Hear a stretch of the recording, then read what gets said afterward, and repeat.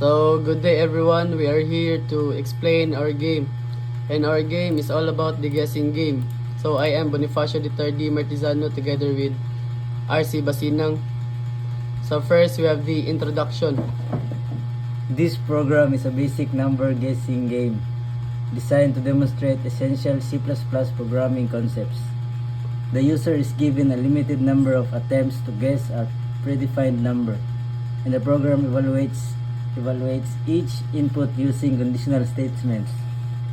Through simple input and output operations, the game provides immediate feedback, allowing the user to know whether the guess is correct, too high, or too low. To manage multiple attempts, the program uses a loop structure that repeats until the user either guesses the correct number or exhausts all available tries. By integrating user interaction with decision making and repetition, this activity illustrates how fundamental programming constructs work together to create a simple yet functional interactive application. So, next we have the flowchart. First, we have the start or the game begins. Next, we have the display or guess the number.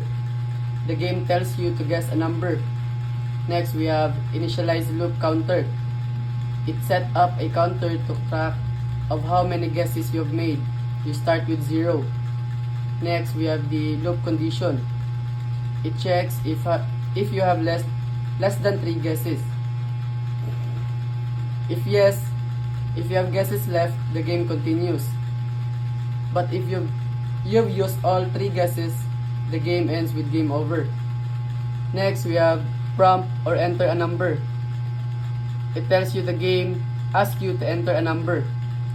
And we have the read input or num. The game takes the number you enter. Next, we have the num and double equal 5. It checks if the number you enter is 5. If you guess 5, the game displays you guess 5 and you win. And ends. If you didn't guess 5, the game display wrong and try again.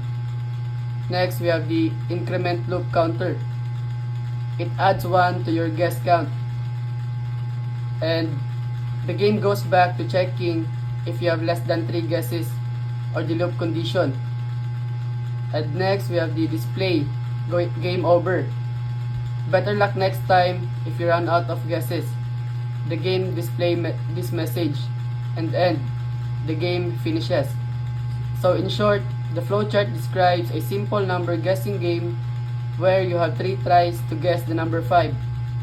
If you guess correctly, you win. Otherwise, the game ends after 3 attempts. That's all. Thank you.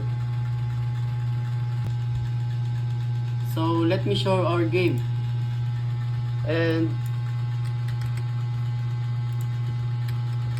so as you can see here, I entered the wrong number, which is the 4. So it display wrong and try again. So I will enter the number 5. So it showed the you guess 5 and you win. So the program terminated. And that's all.